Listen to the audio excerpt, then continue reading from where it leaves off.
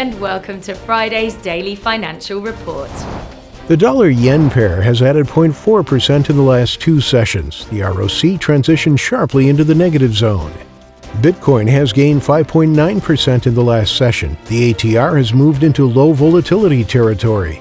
The price of gold has gained 0.1% in the last session. The ultimate oscillator collapsed into the negative area.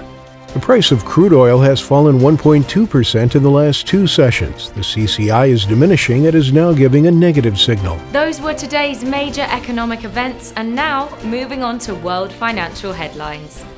S&P 500 and the Dow Index futures traded in a tight range, ahead of data which will likely show another sharp contraction in the U.S. economy, while Nasdaq futures slipped following a decline in big technology companies.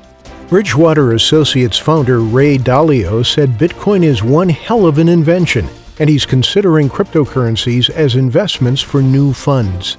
Riskier currencies, such as the commodity-linked Australian and Canadian dollars, fell to multi-week lows against the U.S. dollar, as souring risk sentiment in global markets boosted the greenback. And now let's hear what our chief analyst picked up for us today.